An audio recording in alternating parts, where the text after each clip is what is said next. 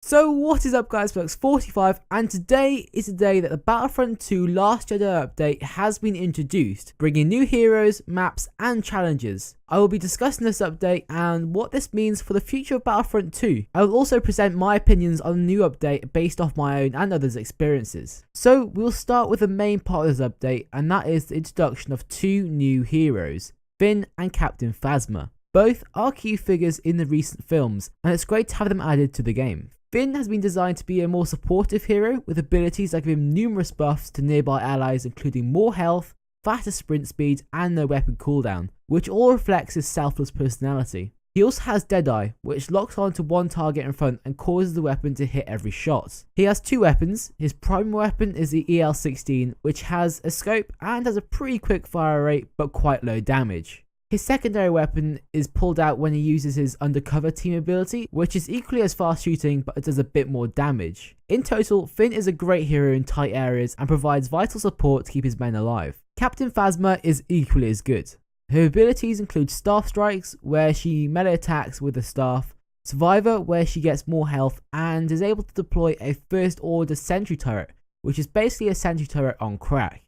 Her weapon is very rapid and seems to get more accurate as she fires. Its sights enable you to see through walls and it does do a fair bit of damage. It's made clear from her abilities that she is the opposite of Finn and she's more selfish and only looking out for herself. A new starfighter hero called Tali has been added to the Resistance. I've already seen the film The Last Jedi, and by not trying to give too much away, she is a great Resistance pilot, but doesn't really play too much of a significant role in The Last Jedi. It costs 5,000 credits to unlock her, and she has a couple of interesting abilities. Her Blue Leader ability gives nearby allies increased regeneration, her concussion missiles damage and stun enemies, and her Afterburner ability gives her a speed boost. From my experience, she is a pretty good hero, and I was able to get quite a few kills with her. 3 new chapters have been added to the campaign as part of the Resurrection DLC. We will hopefully find the answers to the questions we were left with, like where is Iden, and what will the First Order do next, and the main one, spoilers alert,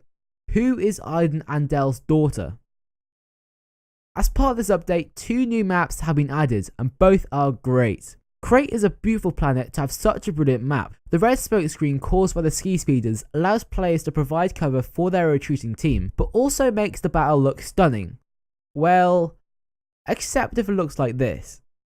That slight issue aside, the battle feels much more like an all-out war, making you really feel like you're on the front line. It's also nice to see a unique objective, where the First Order must destroy the power consoles. The space battle over Takar is also quite different to the other Starfighter assault maps. The Resistance are using gravity field generators, which causes your Starfighter to jump all around the place, leading to many unique moments. The debris allows more skillful players to take advantage of it, allowing you to pull off some pretty cool moves. However, from my 2 games, I have noticed that the map is severely in favour of the Resistance, as in both games, which were different lobbies, the Resistance got too much more kills. The Resistance got so much more kills and easily came out victorious. Something else I want to mention is the storyline in the maps. I realise the maps are never completely accurate to what we actually see, but Crate plays out totally different in the film than in the game. The difference is tremendous, leading me to believe that there were some changes to this battle in the film. The battle over Jakar plays out completely different to what we see in the film, and there wasn't even any mention of the gravity field generators, which seems to be such a key role in the game. Either this was a different battle to what we see, or again they made extensive changes. Anyway, I may do a separate video about that as it really doesn't make a lot of sense. That aside, that has been the main part of the update. There have been several changes to almost every hero and numerous changes to the arcade and general game. I'm going to do a separate video about all these minor updates, so I'll make sure I'll put a link in the description once it goes live. Anyway, I hope you guys have enjoyed. If you have, please do subscribe as more content like this is coming soon. I have a slight vlog about my Last Jedi movie experience, and I hopefully do a bit of a review as, I don't know, I've always been a good Star Wars fan. I really wanted to give my opinion about the film. I'm sure you heard many people talk about how it's a bit complicated and it's really hard to think about. So I'm hoping to see it again soon, and I'll do a review on it and I'll let you guys know what I feel about it. If you have enjoyed, please leave a like down below, as it does help out a lot, and I'll see you guys and girls in the next video. Peace out, guys.